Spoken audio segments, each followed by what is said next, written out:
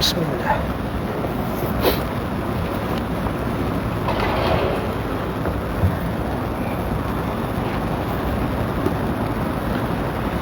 Bismillah.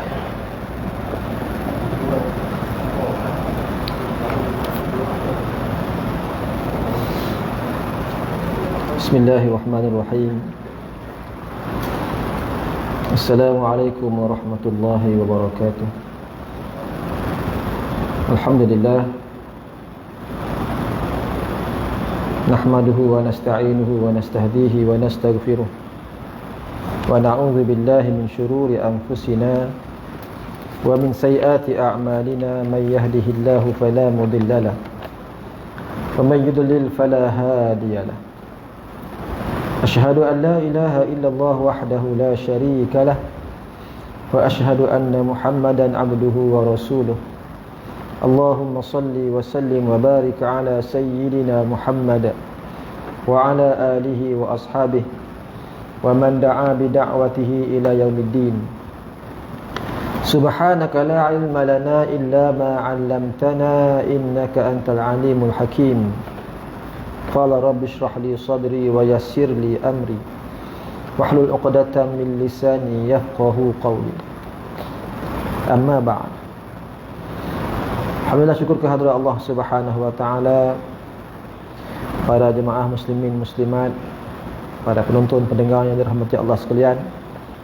Dan marilah sama-sama kita mengangkatkan syukur kita kehadirat Allah Subhanahu wa taala di atas limpah kurniaan Allah, kerana kita masih lagi diberi kesempatan oleh Allah Subhanahu wa taala menghirup udara yang segar, ya, masih lagi diberi kesempatan untuk sama-sama menambah amal kita, menambah pahala, persediaan bekalan kita ke akhirat kelak.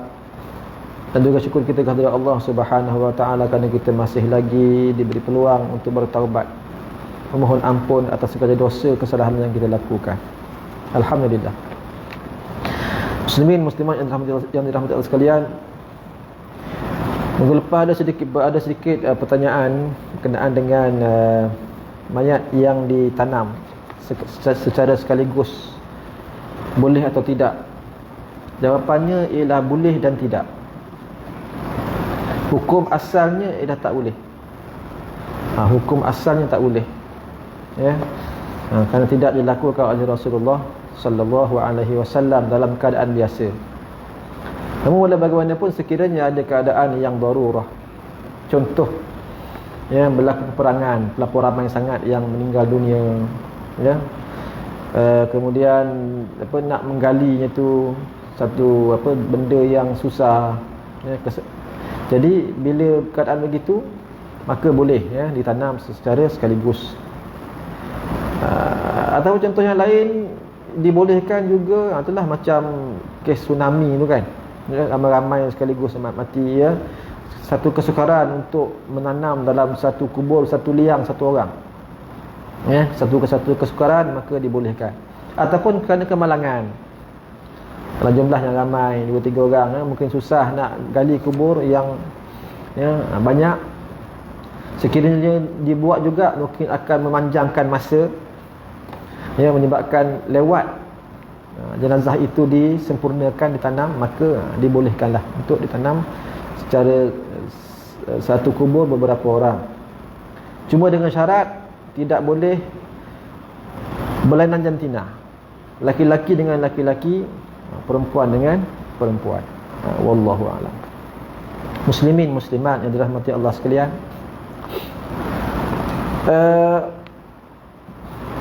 saya berjanji nak baca, ya, doa. Saya bacalah, ya, sikit, walaupun mungkin makan masa sikit lah, doa ni panjang juga ni, ya.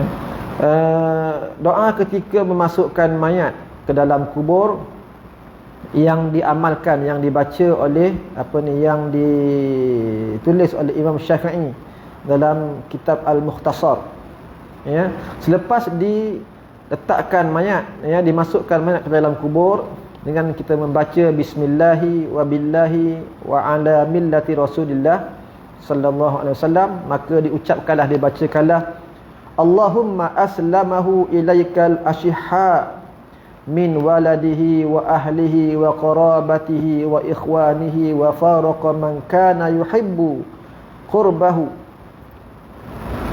wa kharaja min syi'atid dunya wal hayati ila zulmatil qabri wa dhiqi wa nazala bika wa anta khairul manzulin bih in aqabtahu fa bi dhanbi wa in afauta anhu fa anta ahlul afu anta ghaniyun an azabih wa huwa faqirun ila rahmatik Allahumma shkur hasanatahu waghfir sayyi'atahu wa a'idhu min azabil qabri wajma' lahu bi rahmatikal amna min azabik wakfihi kulla hawlin dunal jannah Allahumma akhlufhu fi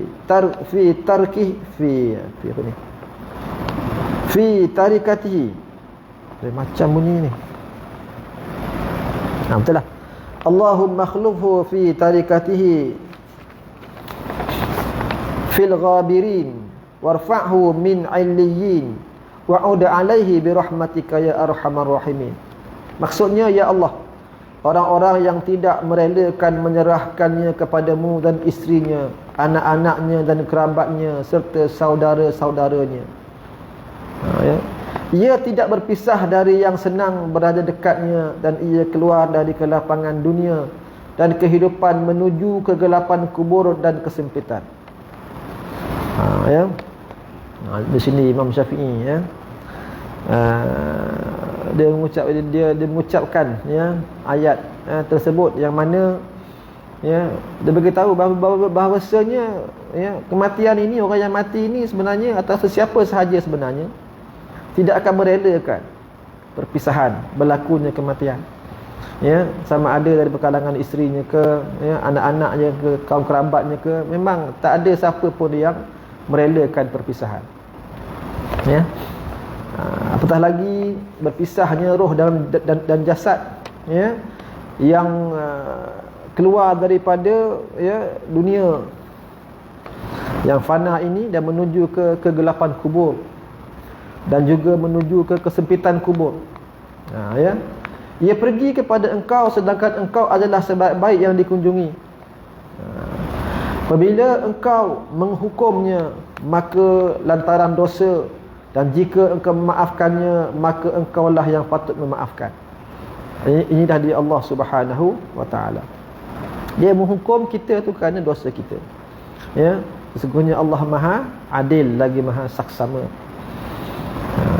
Dan kalau dia memaafkan kita, maka memanglah Allah itu berkuasa untuk memaafkan kita, mengampunkan segala dosa-dosa kita. Engkau tidak perlu menyaksanya sedangkan ia memerlukan rahmat kasih sayangmu, ya Allah. Syukurilah kebaikannya, ampunilah dosanya. Ini doa dia, lindungilah dia dari seksa kubur dan berikanlah keamanan baginya. Berikanlah keamanan baginya dari seksamu dengan rahmat engkau. Apapun dengan rahmat Allah Subhanahu wa taala. Kita masuk ke kita mati nanti, kita masuk ke dalam kubur, dihisab di hadapan Allah Subhanahu wa taala. Anda kata masuk ke syurga Allah, bukannya kerana amal kita, tetapi kerana rahmat Allah Subhanahu wa taala. Jadi kenapa kita beramal? Kita beramal kerana kita hendak mendapatkan redha Allah Subhanahu wa taala.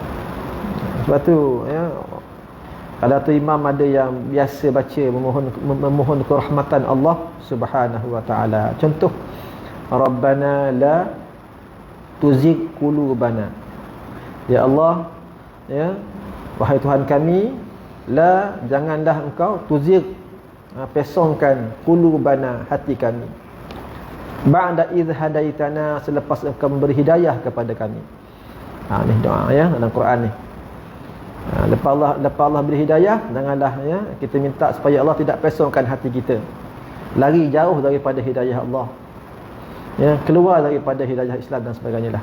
Biar kita kekal istiqamah dalam keadaan kita menerima hidayah Allah Subhanahu wa taala. Kemudian lepas itu, wahab lana, dan kurniakanlah kepada kami, min ladunka, dari sisimu, rahmah, kasih sayangmu. Ni rahmat ni, kita minta dengan Allah, Allah kurniakan kepada kita kerahmatan, Allah kurniakan kepada kita kasih sayang Allah Subhanahu wa ta'ala. Mudah-mudahan dengan rahmat Allah ini kita ditempatkan di syurga Allah Subhanahu wa ta'ala. Lindungilah dia dari setiap bencana selain syurga. Ya Allah, gantikanlah dia dalam peninggalannya pada orang-orang yang masih hidup. Angkatkanlah dia dalam illiyin, ya, di tempat yang tinggi, ya, alliyin, dan tetapkanlah dia padanya dengan keutamaan rahmat Engkau, wahai Tuhan yang Maha Penyayang dari para penyayang. Inilah kalam Syafi'i rahimahullahu ta'ala. Jadi kata ulama dalam mazhab Syafi'i, kita sunat kita berdoa dengan doa ini.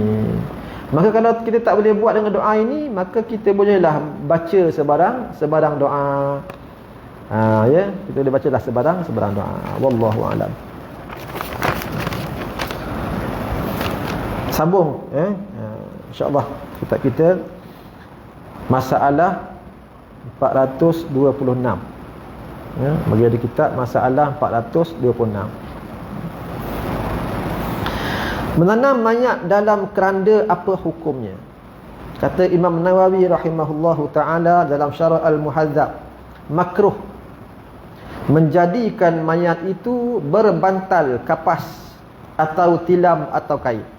Dia dah cerita minggu lepas, ya, tak boleh kita letakkan bantal, tak boleh kita letakkan tilam atau sebagainya untuk melapik mayat yang ditanam di dalam kuburan. Ya. Jumpa je. Ya, masalah 426, hadis yang ke-103. Hadis yang ke-102. Jadi hukumnya makruh. Ya, kalau letak bantal dan sebagainya lah. Ya. Atau makruh juga dijadikannya dalam keranda bila tidak ada buminya basah. Ya, kalau tanpa sebarang sebab yang diharuskan untuk diletakkan keranda, maka hukumnya adalah makruh sekiranya kita letakkan dalam keranda, tanam di perkuburan. Dia keranda ini boleh sekiranya atas beberapa sebab lah, ya. Antaranya tanah terlampau lembut, berpasir dan sebagainya. Bila kita letak tu dia terus turun. Dia tu takut tenggelam terus. Jadi yang tu maka kita boleh letakkan keranda. Ataupun contoh yang lain, kerana dibolehkan juga bila mayat terbakar. Ya, bila mayat terbakar, yang kita sentuh dia akan ada masalah. Dia sentuh, walaupun dah dikapankan sebagainya, kita sentuh dia akan reput dan sebagainya. Maka kita boleh gunakan keranda. Ya.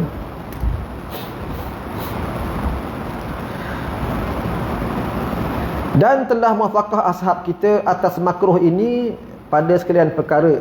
Dan makruh dalam keranda tertentu ia dengan barang yang tiada uzur menjadikan tidak dalam keranda. Dan macam tadi lah, yang saya sebutkan tadi tu, keuzurannya beberapa contoh keuzuran.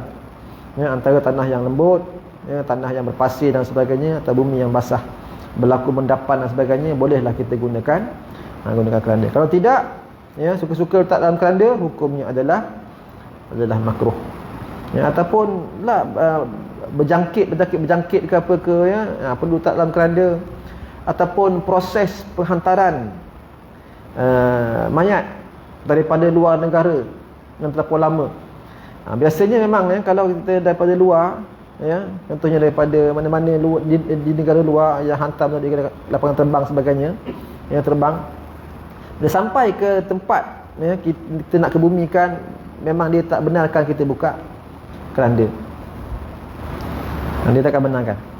Ya, tanam macam tu saja, terus tanam saja. Ya. Baik.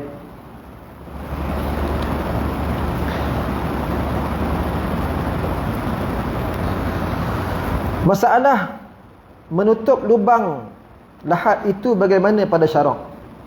Kata Imam Nawawi rahimahullahu ta'ala dalam kitab Majmu', bila sudah dihantarkan mayat itu dalam liang lahatnya, ya, seperti mana yang telah disebutkan sebelum ini dalam masalah 424 yang kita turunkan, ya, Jadi cara turun itu kita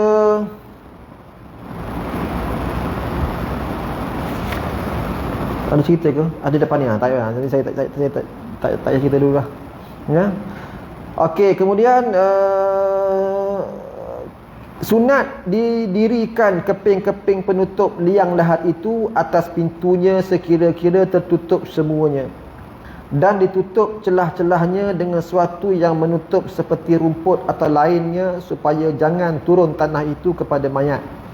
Dan kata satu jemaah daripada ashab kita, atau dengan tin, ya, dengan tanah, wallahu alam. Jadi bila dah diletakkan, ya, dalam lahat ni di tepi, ya, kita tanam, kita buat L kan, di tepi, ya, kita kena tutup sikitlah, ataupun kita kena tahan dia, ya, supaya tanah yang kita letak itu tidak menimpa mayat. Kena letak sesuatu lah, something lah. Ataupun kalau kita letak yang lorong tengah tu pun sama juga. Kita biasa tempat kita lorong tengah, ya, kita letak papan. Kita dah isikan tanah sikit bagi tetap mayat tersebut menghadap arah kiblat sebagainya. Kita boleh letak papan, lalu kita kambuskan. Itu pun boleh, ya. Mana kita letak sesuatu supaya tanah yang dikambus itu tidak menimpa secara kasar lah kepada mayat tersebut. Ya, wallahu alam. Habislah, ya, hadis yang minggu lepas 102. Jadi mayat ini, ya, jenazah ini, dia dibolehkan, ya, dia dikehendaki. Kita dah baca sebelum ni bahawasanya bagi mayat yang diletakkan tidak ke arah kiblat, maka dikehendaki wajib untuk kita bongkarkan semula kubur tersebut. Kita kena bongkarkan, kita kena gali balik, letakkan semula dia ke arah kiblat. Antara lain lagi yang kita wajib kita kena bongkarkan balik, ya, contohnya bila mayat itu belum lagi solatkan, belum lagi dimandikan. Belum lagi dimandikan. Ini nak refresh balik sikit. Kita dah baca dulu, ya, dah terangkan, saya nak refresh sikit. Yang kedua, bila belum dimandikan, ya. Kadang-kadang tu mayat datang, tengok-tengok dah putih berkapan, macam berkapan, ya, dari hospital ke apa ke. Rupa-rupanya tak mandikan lagi. Ni akan dah mandikan, kita bertanam. Bila berlaku begitu, dalam tempoh masa yang dekat, sekiranya kita sedar benda tu, wajib kita galikan semula, kita mandikan dulu, berkapan semula dan tanam. Ini antara beberapa sebab, ya, keadaan yang mayat tersebut boleh digali semula, wajib digali semula, ya, dibongkarkan semula. Berbeza dengan kalau belum disolatkan, ya, daripada hospital datang, ingatkan dah solat dekat hospital, rupa-rupanya belum, tapi terus bawa ke perkuburan, terus tanam, rupa-rupanya belum disolatkan. Bila berlaku begini, tidak perlu dibongkarkan semula. Dia terlaksana dengan kita menunaikan solat, cukup dengan solat di atas perkuburan tersebut. Walau bagaimanapun, hukum orang yang tidak solat ke atas mayat itu adalah berdosa. Kerana solat itu hukumnya adalah wajib. Ya, solat jenazah itu hukumnya adalah wajib, ya, fardu kifayah. Jadi siapa yang maknanya tidak melakukannya, melaksanakannya, ya, maka berdosalah mereka, ya, dan terangkatlah kefarduannya walaupun kita melakukan solat di atas perkuburan. Wallahu a'lam. Baik. Sambung kepada bab seterusnya, bab ma jaa fi thawbil wahidi yulqa tahtal mayyiti fil qabr. Bab yang datang ia pada menyatakan kain sehelai dilempar di bawah mayat dalam kubur. Ini dalil, ya, berkenaan dengan, ya, diletakkan hamparan di atas kubur, boleh ke tak boleh, Ketahuilah kiranya ya wahai saudaraku, pada hadis dalam bab ini telah ada sahabat Nabi perbuat ke atas Rasulullah sallallahu alaihi wasallam. Tatkala wafatnya ditanam akan dia berlapik ia tidur di atas kain baldu yang dihampar dalam liang lahat. Sahabat dia letak satu kain baldu dihampar kepada kubur Rasulullah sallallahu alaihi wasallam. Ya, dalam liang lahat Rasulullah. Ya, jadi boleh ke tak boleh? Ya. Jadi kita baca dulu hadis ni. Sebab tu bila kita baca hadis, ya, atau baca Quran ke apa ke, kita kena tahu, kita kena dengar tafsiran yang dibuat oleh ulama. Kita tak boleh tafsir sendiri. Ya, bagi kita orang awam, kita tak boleh tafsir sendiri. Tafsir sendiri tu yang menyimpang tu. Kita ambil total hadis, kita ambil direct maksud hadis, tak boleh, ya. Ada yang boleh, ada yang tidak boleh. Ke mana pun kena rujuk kepada ulama. Baik. An Ja'far ibni Muhammad an abihi qala allazi alhada qabra Rasulullah sallallahu alaihi wasallam Abu Talhah. Diriwayatkan daripada Saidina Ja'far bin Muhammad daripada bapanya, katanya bermula orang yang menggali liang lahat Nabi kita sallallahu alaihi wasallam itu namanya adalah Abu Talhah. Wallazi alqal qatifah tahtahu syukran maula Rasulullah sallallahu alaihi wasallam. Dan yang melempar akan kain baldu di bawah tubuh Rasulullah dan dalam liang lahat itu ialah Syukran. Ya, Syukran, nama orang Syukran, bukannya Syukran. Ya, Syukran. Afwan, Syukran. Bukan Syukran terima kasih, ya. Ini Syukran shin qaf ra alif nun, Syukran, nama orang, ya.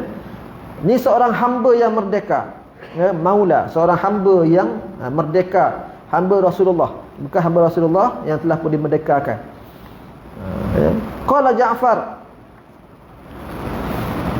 wa akhbarani Ubaidullah bin Abi Rafi' qala sami'tu Syukran yaqul ana wallahi, ya, tarahtul qatifah tahta Rasulullah sallallahu alaihi wasallam fil qabri.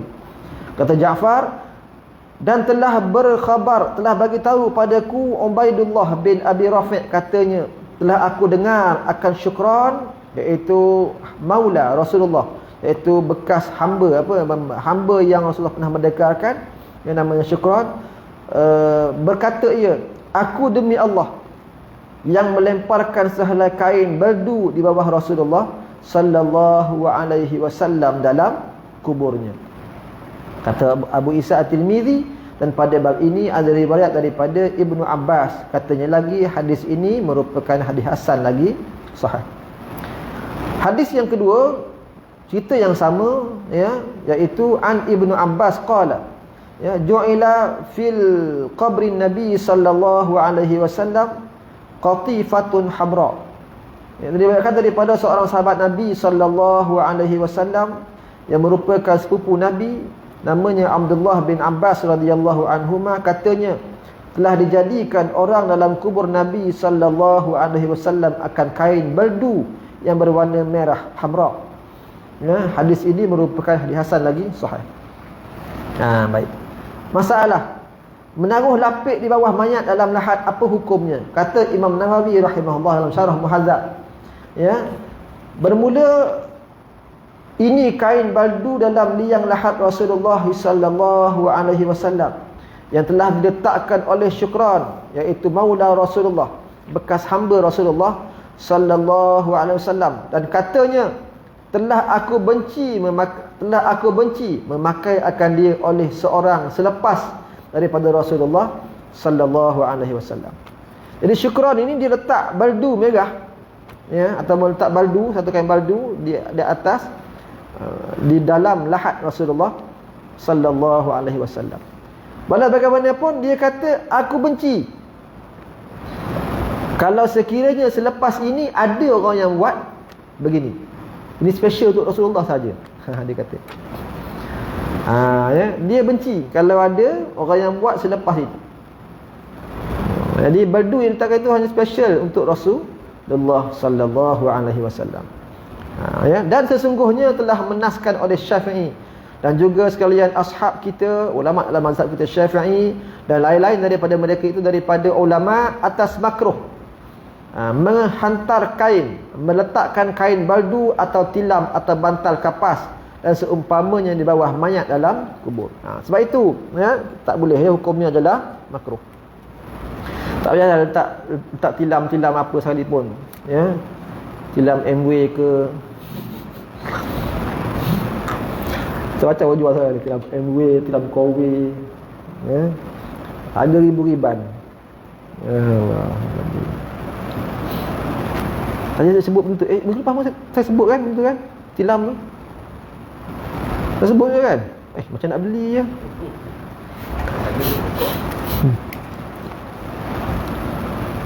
Allah.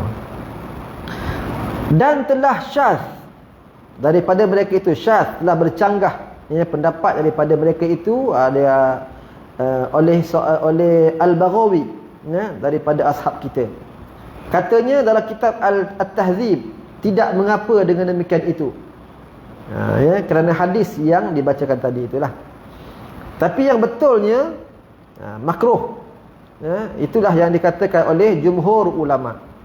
Itulah yang dikatakan oleh jumhur ulama. Ya, kebanyakan ulama bahwasanya makruh meletakkan tilam ataupun hamparan dan sebagainya. Ya, kita di akhir kita nanti kita dihamparkan cukup dengan tanahnya sahaja yang ada dalam kubur tersebut. Ya, ditemani oleh tanah dalam ruang yang sempit dan gelap. Masya-Allah. Ya, makin tua ni makin terasa takut. Ya. Jadi, walaupun kat sini saya antara yang muda lah kot. Ya. Tapi bila dah masuk 5 series ni rasa semacam je. Kan? Terngiang-ngiang je ya. Batu nisan 2 ya. Dalam masya-Allah. Tapi tak nak juga berubah. Dia talqin tu kan lagi tinggal ya. Wahai Sianu bin Sianu, wahai fulan bin fulan Sianu, wahai fulan bin fulan. Allahu Rabbi. Baik. Jadi yang betulnya hukumnya adalah makruh di sisi mazhab kita Syafi'i. Dan itulah kata jumhur ulama. Kan itulah syukran itu dia benci apa yang dibuat sebenarnya. Ya, dan dia berharap bahawasanya perkara ni tak dibuat selepas apa yang dibuat kepada Rasulullah sallallahu alaihi wasallam. Ya, wallahu a'lam. Baik. Masalah meraup tanah selepas daripada menutup liang lahat. Kata Imam Nawawi rahimahullah dalam Syarah Muhadzab, sunat bagi tiap-tiap orang yang ada di atas kubur itu meraup akan tanah dengan 3 raup. Ambil tanah ya, gumpal ataupun kita raup dengan 3 raupan, 3 gumpalan. Ya, kemudian selepas daripada sudah ditutup liang lahat. Liang lahat tu dah tutup dengan papan ke, dengan kain ke ataupun dengan apa sahaja, dia dah tertutup liang lahat tu, kita sunat yang ada di sekitar kubur itu sunat ya, gumpalkan tanah. Tapi ini jarang kita buat ya. Ada yang buat ini biasa yang tukang gali kubur tu kan, dia dah gumpal siap-siap dengan tanah besar-besar tu kan, bulat-bulat dan besar sebagai pelapik dan sebagainya lah. Maka meraup itu biarlah dengan kedua tangan semuanya. Raup dengan kedua tangan. Telah menaskan dia oleh Imam Syafi'i dalam kitab Al-Um, dan telah sepakat ashab atasnya, sepakat dalam mazhab kita Syafi'i, ulama-ulama dalam mazhab kita Syafi'i. Dan setengah daripada orang yang mensorehkan dengan dia ialah Syekh Al-Ashab, iaitu Syekh Abu Hamid dan juga Al-Mawardi dan Qadi Abu Tayyib dan juga Sulaim Ar-Razi dan Al-Bughawi dan Sahibul Iddah dan lainnya. Kata Al-Qadi Husain dan Al-Mutawalli dan lainnya disunatkan ucap yang pada raup yang pertama. Ni kita meraup, ambil tanah, kita raup ya, kita gumpalkan. Raupan yang pertama sunat kita baca minha khalaqnakum. Ya, minha khalaqnakum. Daripadanya lah, ya, khalaqnakum, kita dijadikan. Daripadanya lah kita dijadikan. Daripadanya lah kami dijadikan. Ya, tanah tu kan. Ya, daripada tanah itulah kita dijadikan. Dan pada raupan yang kedua, wa fiha nu'idukum, dan ke dalamnya lah, ya, kami ke dalamnya lah kami kembalikan kamu. Daripadanya lah kami jadikan kamu, yang pertama tadi, ya, minha khalaqnakum, daripadanya lah kami jadikan kamu, yakni Allah menciptakan kamu, menciptakan kita. Yang kedua, wa fiha nu'idukum, dan ke dalamnya lah juga kami kembalikan kamu. Kita juga akan kembali ke dalam tanah. Bertanah kita diciptakan, ke dalam tanah juga kita akan dikembalikan. Dan kemudian kita raut tanah lagi kali yang ketiga dengan kedua belah tangan, kita ambil, kita gumpal, ya. Kita baca wa minha nukhrijukum taratan ukhra, dan daripadanya lah juga, ya, kami akan dikeluarkan, ya, sekali lagi. Daripadanya jugalah kami akan keluarkan kamu, ya, daripadanya sekali lagi, bila nanti pada hari kiamat dibangkitkan kita daripada kubur pada hari kiamat nanti. Jadi baca, 3 kali itu kita gumpal tanah, kita baca, ya. Dan sesungguhnya mengambil dalil ia baginya daripada hadis Abi Umamah radhiyallahu anhu, katanya, tak perasan dah telajak ni, teraju sikit lah. Jadi pukul 8 dah lebih ya. Okey, hadisnya hadis Abi Umamah radhiyallahu anhu, katanya, lamma wudi'at Ummu Kalthum bintu Rasulillah sallallahu alaihi wasallam fil qabri, qala Rasulullah sallallahu alaihi wasallam, minha khalaqnakum wa fiha nu'idukum wa minha nukhrijukum taratan ukhra.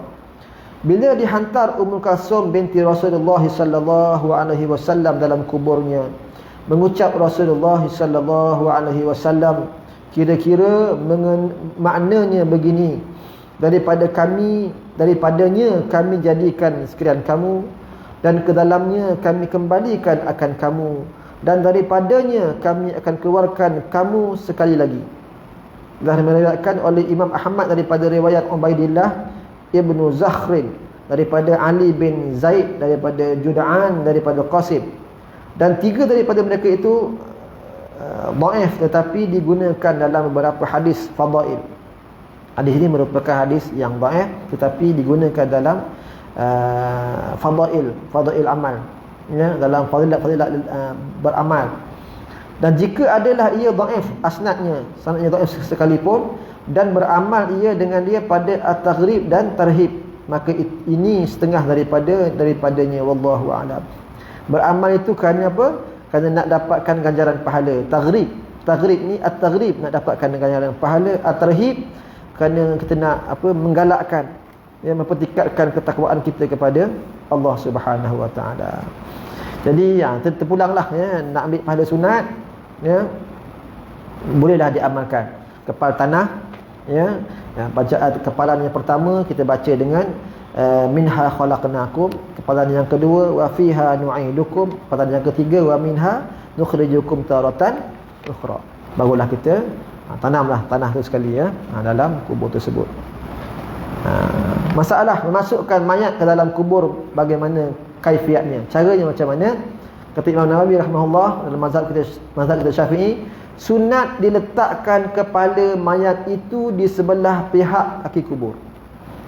Sebelum masukkan, ya, kepala tu letak di sebelah kaki kubur. Ya, katakan ini kubur, ini kubur. Kepala tu letak kat sini dulu, kepala tu, kaki kat sini. Ya, sunat. Sebenarnya tak kisah sebenarnya, ya, tapi ini antara beberapa cara lah, ya, sunat. Kemudian disorongkan kepala dahulu turun ke dalam kubur sedikit-sedikit. Lepas itu katakan ini kepala, barulah kita sorongkan masuk. Kepala dulu masuk. Letak kepala dulu ke dalam kubur, barulah sampai ke kaki. Tapi kita biasanya daripada tepi. Kita tepi. Kita nak ikut sini kesukaran.